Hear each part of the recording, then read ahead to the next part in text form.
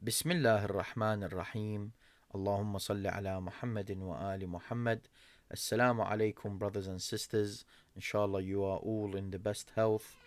So, a few days ago, I put out a post on Twitter, and I mentioned in the tweet, in the journey of seeking knowledge, three important matters that can help your development. One, having good teachers. Two, being disciplined and organized in your studies. Three, keeping companions that are seekers of knowledge. Now, when I put out the tweet, a brother asked me a very intriguing question, very interesting few questions actually, and I thought it would be beneficial if I answered the question or the questions, let's say, so that everyone else can benefit from. So I thought there's many brothers and sisters that are in the beginning stages of their journey of seeking knowledge. So I thought it would be good if I can maybe benefit them with my experience, some of the stuff that I did, as I am someone that didn't go to Hawza. Many of my studies was with private teachers, was personal reading, studying, and so on. So I think many brothers and sisters are on the same boat, and I think it's important that they know, what to do, how to start, and so on. Now, this is in no way, shape, or form me advising anyone not to go to Hawza. No, if you are capable and you don't have your personal reasons as to why you're not going to Hawza, you should go. This is where the specialists all came from, the likes of Sheikh Asif Muhsini, Sayyid al-Khou'i, all of these great scholars. Okay, so of course, not everyone that comes from the Hawza is someone that's going to become a scholar. Not everyone reached their peak. Obviously, this is something that's quite visible. So, but that doesn't mean that the Hawza is not a place to gain knowledge and understand the sciences even more. Okay. So let me start with his questions. So he said, how would you recommend finding and approaching scholars in order to ask them to be your teachers in the sciences, especially if you cannot do so at the masjid?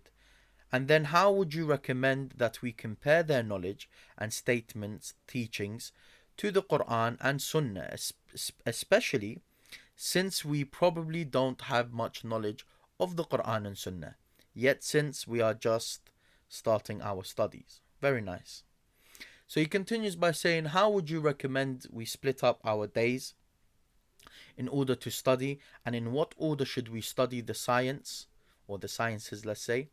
As in what topics should we start with and what should we progress to? How should we find righteous students of knowledge to surround ourselves with? And how would we befriend such people without seeming to, to be pushy in wanting to surround ourselves with them? Very, very good questions. So I'm going to break down the questions in order. Well, I've kind of reordered them, and I've kind of just simplified the questions.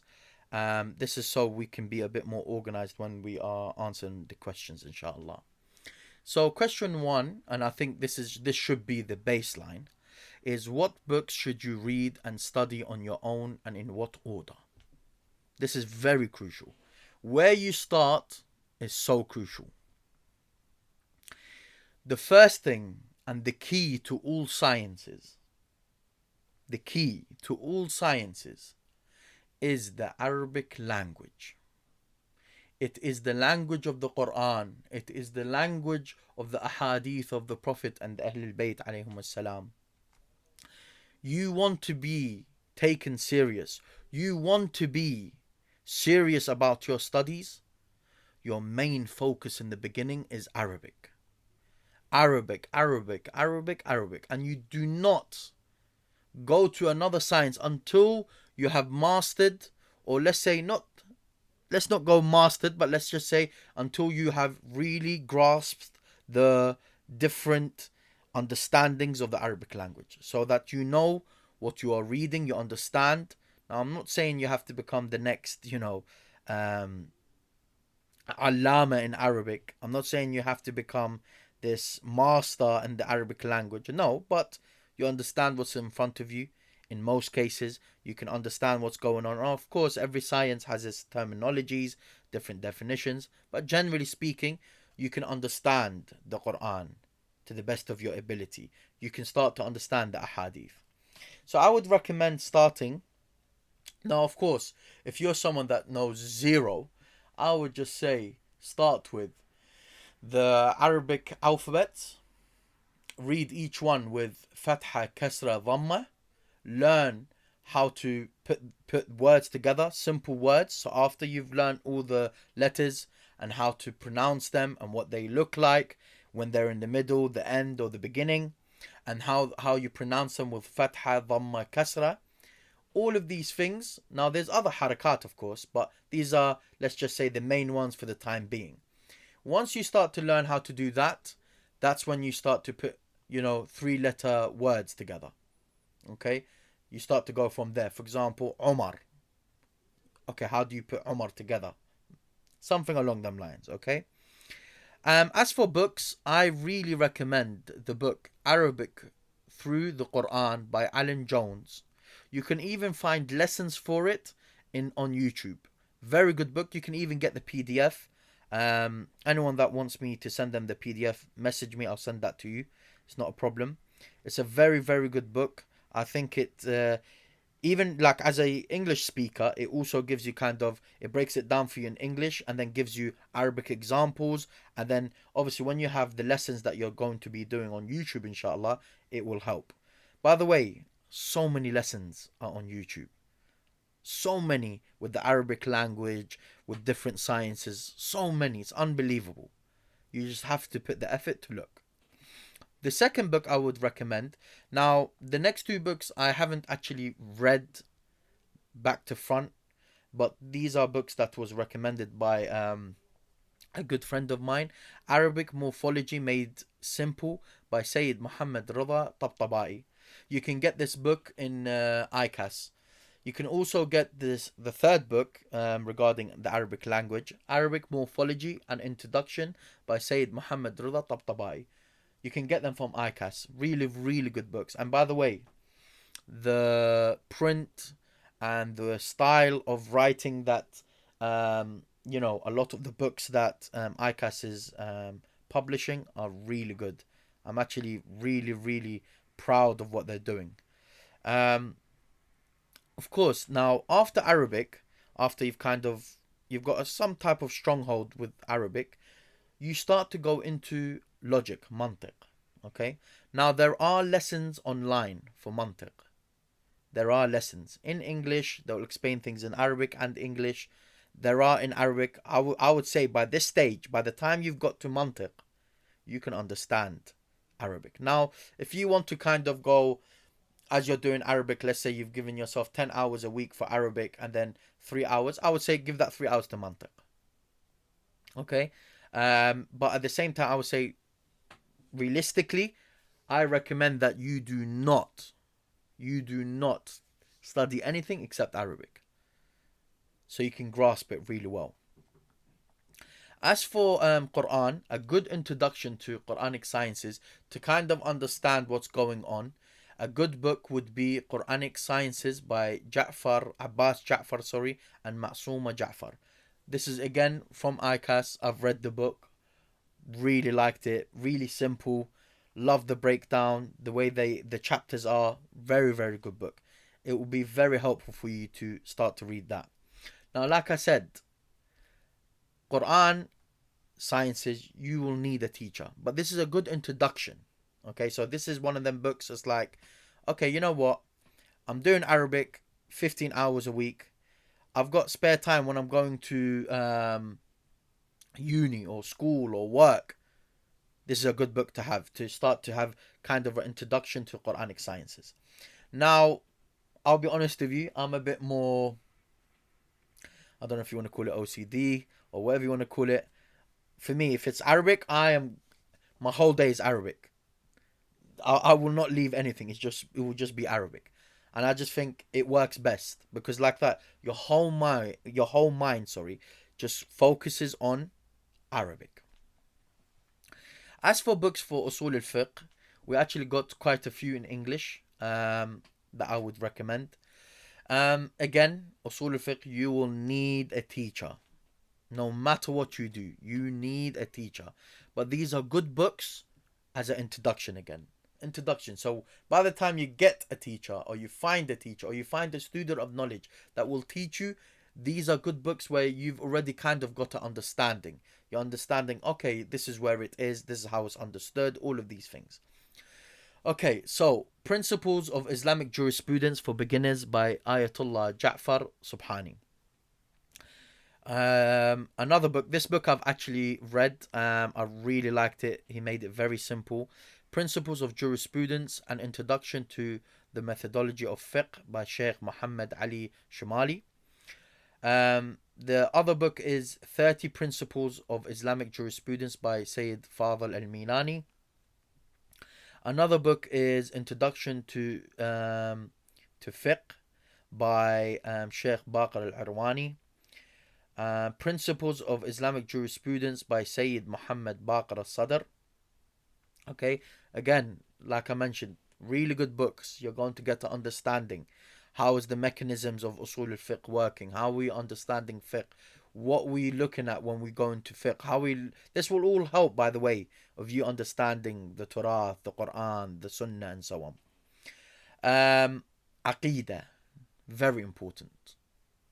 Again, you will need a teacher, but I do believe when it comes to Aqidah, you will be able to, there will come a point where, well, you should get to a point where you will start to come to your own conclusions. And I'll tell you what I mean. Not in the first year, second, third year, no. But I'm saying you, for example, what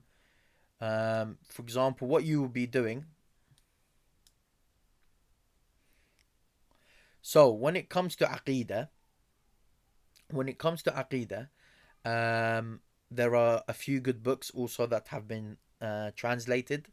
I really recommend The Belief of the Imamiyya, so I'tiqadat al-Imamiyya by Shaykh al-Saduq. It's been translated. Also the book of Tasheeh al-I'tiqadat, where he replies to his teacher, to Shaykh al-Saduq, Shaykh al-Mufid. So Shaykh al-Mufid replies to his teacher, Shaykh al-Saduq.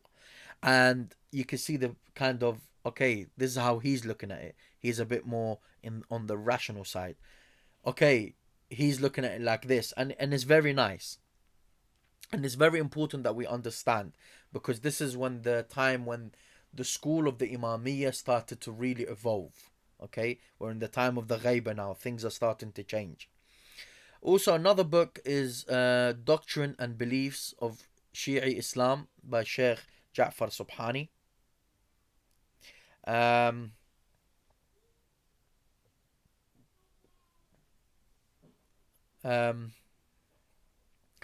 Also, the book of Sheikh Wahid.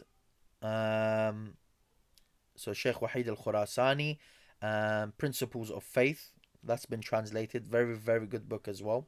I definitely recommend it. As for Hadith Sciences, again, this is from ICAS. You can get them both. I would start off with Narrators and Narrations, A Beginner's Guide to Rijal and Diraya by Sheikh Jaffer Subhani. Very good book to start off with. When I read the book, it was a brilliant book to give me foundations to understand everything, to kind of conclude on how things are working out. Now, of course, later on, some of my opinions might have changed because I studied a bit further, maybe. But generally speaking, it's a great book, very, very good book to start off with. Another book, I think this is one of the best ones for Hadith, for the Shias. Honestly, it's the book Introduction to Hadith by Abdul Hadi al-Fadli, which includes the Diraya written by Shahid al-Thani. Okay, very important book. It goes through a lot in there, but it doesn't go into major detail and this scholar said this and this scholar said this opinion, this opinion. No, it will kind of give you a breakdown of everything. Brilliant book. You want to understand hadith, there's a brilliant introduction to hadith sciences. Very, very good book. So we'll go through like different terminologies, different understandings, different gradings, different books. What is Kutub al-Arba'miyya? What is that? What is Ijaza? How was it understood? Very good book. I highly, highly recommend that you get this book from ICAS Press. Yeah, very good book. For akhlaq, which is very important, is a book, Spiritual Mysteries and Ethical Secrets. So it's a translation of al-Haqa'iq fi Mahasin al-Akhlaq by Mullah Muhsin Fayd al-Kashani. So al-Fayd al-Kashani, one of our grand scholars. So he, of course, now in this book there is, you know, let's say there might be some disagreement with regards to, you know, the spiritual, let's say maybe there's some type of inclination towards Sufism. Allahul Alim. I don't really want to get into that because I know people will probably ask. Generally, it's a good book for akhlaq. Not all the reports in there are sahih or reliable.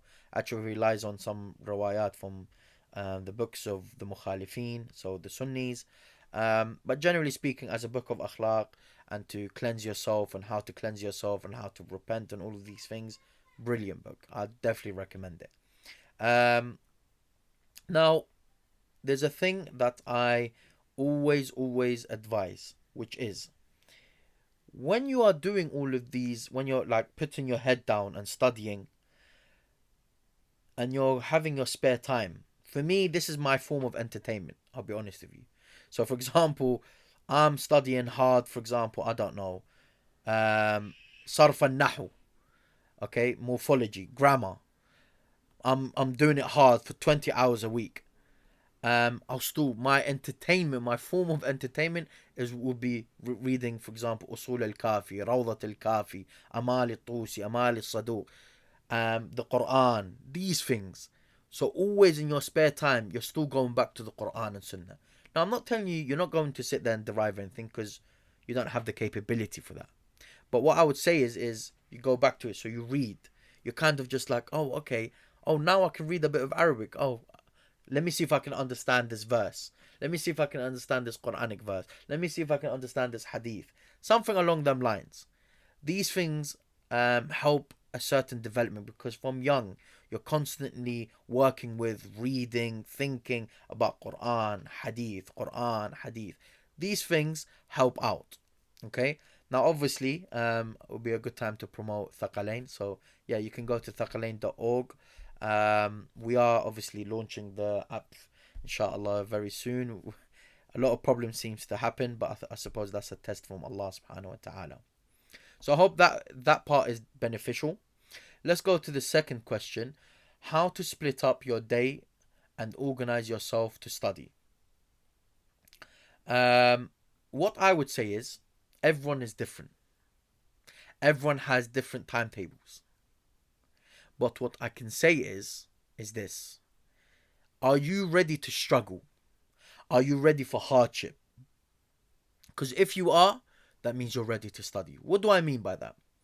I mean, if you're someone that goes to school or university or work and you're only sleeping 6 hours a day and your day is full, work, family, you don't have time. Do you know what I'll say to you? Well, sleep 4 hours, study for 2. That's what struggles. That's what jihad is. That's what going through hardship is. Fi sabilillah. And that's what we want. I remember I used to work about 18, 19 hours. I promise you. I used to come home. I didn't even want to look at myself from how tired I was. But even in them days, I would use it to my benefit to read, listen to lessons. In my lunch, I'm reading. On my breaks, I'm reading. On my way to work, or on my way to different meetings, or on my way back home, I'll be listening to lessons. This is the struggle of a student of knowledge. You want to acquire knowledge, it doesn't come easy to you. Because anything that comes easy to you is never going to be worth it. So you need to put in the work. This is what a real talib ilm will do. Okay? So use your time wisely. As for splitting up your day, I say be smart about it. So for example, you have 1/4, or let's say more than a quarter, let's say about 40%, let's say is your school or university or college or work. Okay? I would say 30% family, socializing with brothers and sisters and so on. No, of course, I mean sisters with sisters socializing, not brothers and sisters socializing. Okay? Um, and for example, you would the other 30%, you would, that's for your time to seek knowledge, for you to acquire knowledge, for you to put yourself forward. I highly recommend, believe me, the biggest waste of time that you can do right now is be on social media. Even for you brothers and sisters that are sitting there making, religious posts, don't get me wrong. If you are capable of thinking to yourself, okay, I'm going to spend 1 hour on social media, or even less than that, 45 minutes a day, and that's it, and after that I'm just going to seek knowledge, perfect. That's exactly what you need to do. That's exactly what you should be doing. Okay? That's fine. But generally speaking, most of us can't control ourselves. What we're doing is, we'll spend hours making a post. It'll take us 3, 4 hours, 5 hours. That's not what we want. You want to be a real student of knowledge? You don't have time for social media. Honestly, you don't have time for social media. Now, don't get me wrong. I understand, we're trying to do da'wah and things like that. But if you're capable of, making sure you have a team that will provide you with editing and things like that, and they can do certain things while you're studying, then go ahead. If you're getting in everything that you need to with seeking knowledge, it's fine. But don't waste your time, because I've realized many of us are just losing ourselves when it comes to social media. So when you want to organize yourself, think of it like this. Okay, for example, I go to uni from 9 to 1. After that, you're going to spend time with the brothers, socialize 2, 3 hours. Okay, you come home for about 4 o'clock. You got 6, 7 hours. Okay, 3 hours with the family. You got another 4 hours to about 10 o'clock, to about 11 o'clock, where you can just sit there and head down, phone on silent, and you organize yourself like that. You have to put in the time and effort. You have to. There's no way out of it. As for how to find and approach students of knowledge, they're all over social media. And by the way, the students of knowledge are the ones that will help you understand what new research there is in the Hawzat. They will even be able to teach you lessons, give you lessons. They will also be able to tell you which scholar to go to. That's very important. Is that they will tell you what scholar to go back to. Because not every scholar is going to be a master at every single science. No. So the student of knowledge will tell you, okay, listen to these lessons. Do this. This is what we do. You might not be able to do it because you don't have a teacher, but do this. But you can find them online, and you just approach them. You tell them, look, this is my name. This is where I come from. I would love to get to know you. And any student of knowledge that has true piety will never ever reject you. Now, of course, they might be busy. They might not answer you all the time. All of these things. But generally speaking, any student of knowledge, any real student of knowledge that you approach will give you his time to the best of their ability. As for the last question, how to find scholars to teach you sciences, and how to know who is upon the Qur'an and Sunnah. See, look, in these type of stages, you will not know. You just acquire knowledge, and then you find students of knowledge that will help you, guide you to find which scholars to teach you which sciences.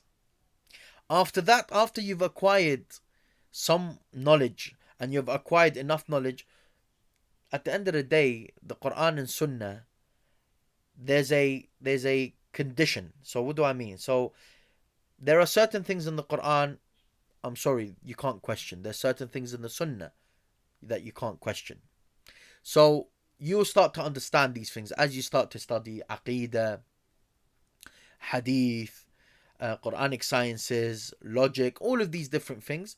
You will start to be able to understand, but that shouldn't be your focus. And the time being, it's not about finding who's upon the Quran and Sunnah, because you're not going to be able to.